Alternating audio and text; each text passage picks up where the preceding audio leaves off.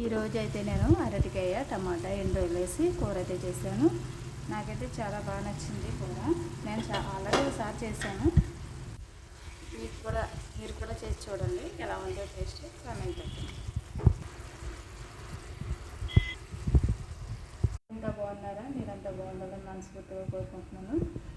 ఈరోజు అయితే నేను అరటికాయ ఎండురొయ్యలు చేస్తున్నానండి. ఇదిగోనండి ఎండురొయ్యలు, టమాటా, పచ్చిమిర్చి, ఉల్లిపాయలు, అరటికాయలతోనూ కూర చేస్తున్నాను.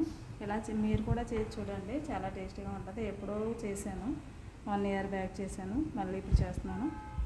ఆయిల్ అయితే సరిపడా వేసానండి, వేసుకున్నా పర్లేదు. అయితే కరివేపాకు, పచ్చిమిర్చి ఇవన్నీ వేసిన ఆల్రెడీ ఎండ్రాయిలు వేయించేసి ఉంచుకున్నాను, సాల్ట్ వేసి ఎక్కువ కాలం నిల్వ ఉంటాయి అనేసి. ఇలా చేసుకోవడం వల్ల ఎప్పుడప్పుడు కూరలో వేసుకునేటప్పుడు ఇలా లైట్గా పచ్చిమిర్చి వేగిన తర్వాత వేస్తున్నాను. ఈ మధ్యలో అయితే ఎండ్రాయిలు కూడా వేస్తున్నాను, ఆయిల్ ఫ్రై అవుతాయి బాగా ఉల్లిపాయలతో పాటు. రేపు మూత పెట్టి ఉంచాలండి. ఉల్లిపాయలు వేసుకోవడానికి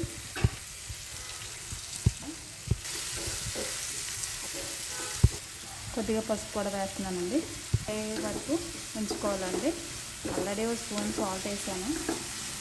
పసుపు ఇవన్నీ బాగా ఫ్రై అయ్యే వరకు ఉంచాలి. కాసేపు మూత పెట్టి ఉంచాలండి. ఒకసారి ఫ్రై అయ్యేలో వేసేస్తున్నాను. ఫ్రై అయితే అబ్బాయి బ్లాక్కి వేస్తున్నాను. వేసానండి. లేతపిల్లలు కాబట్టి తొందరగానే అయిపోద్ది. కాసేపు అయితే మూత పెట్టి ఉంచుతానండి. కొంచెం అవుతామండి మగ్గింది. ఇప్పుడు టమాటాలు వేస్తాను. కాసేపు ఉంచాలి.